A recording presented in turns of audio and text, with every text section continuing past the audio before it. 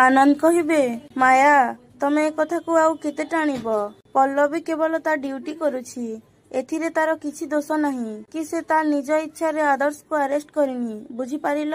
तापरे माया कहिबे जहा भी हो सी किंतु मो पुओ को मोरी आखि सामना रे अरेस्ट करिकी नेला, तेणु मोरी एबे कोनोसी कथा बुझिबार नहीं। तम कथा रे आउ आदर्श कथा रे बहुत सहिली मु से पल्लवी को, एबे मु आउ से पल्लवी को गोटे मुहूर्त भी सही पारिबिनी। मु मो शेष कथा कहि सारिछि आनंद, जे पर्यंत पल्लवी ए घरे अछि से पर्यंत मु ए घरे रहिबिनी, पुणी थरे मु ए घर छाड़िकी चली जीवी। तापरे नीलम कहिबे आंटी खास आपणको देखिबा पाई मु एते दूररू आसीछि, आउ आपण ए घर छाड़ी चली जीवा कथा कहउचंती। मामा प्लीज तमे आंटी को अटकाओ ना। तापरे रूबी कहिबे माया तू ए घर छाड़ी चली जीवा कथा काहेकि कहउछु, बरं जहा जगु ए महापात्र खानदान रे कलंक लागिछि सी ए घर छाड़ी चली जाऊ। तापरे आदर्श कहिबे बास ए घरे आउ केही भी किछि भी कहिबेनी, किछि भी नुहे, आउ जदि ए विषय रे केही भी किछि आलोचना करंती ना ताहेले मु ए घरु चली जीवी ए घरु।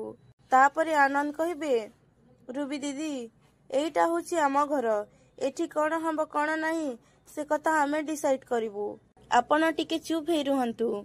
आदर्श पूरा राती लकअप रे काटिकी फेरिछि, आउ मु देखुछि तमे माने ता प्रति टिके भी ध्यान नहीं।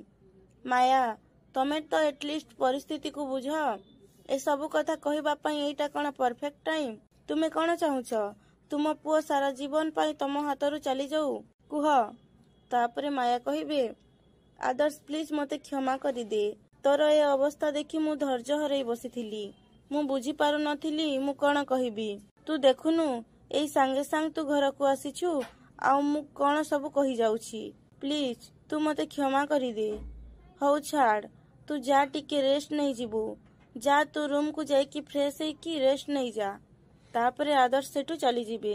तापरे आनंद कहिबे रूबी दीदी मु आपन को बहुत सम्मान दिए, आपण जो हरकत करुछंती ना ए सबु देखि मो धैर्यर सीमा सरी आसिलानी। आपण को हाथ जोड़ी रिक्वेस्ट करुछि, आपण जदि ए घर पाई भल चिंता करि पारु नाहंती दया करी आपण एमिति किछि करंतु नाही, जोथि पाई ए घरे निया लागि जीवो। एमिति कहि समस्ते चली जीबे। तापरे रूबी कहिबे बहुत औकात देखि होछि ए आनंद, मो भौणी घरे रही मोते पुणी नाली आखि देखाउछि। हेई पारु तू गोटे बिजनेसमैन, किंतु एबे मु तते देखेई देबी ए रूबी कोन। आम खानदान रे आमे स्त्री माने ही घरे हुकुम चलै थाउ। माया हुए तो एठिकी आसे ठंडा पड़ी गलानी, किंतु तारी ए भौणी तम मानंकु देखेई देबो घरर असली मालिक किए।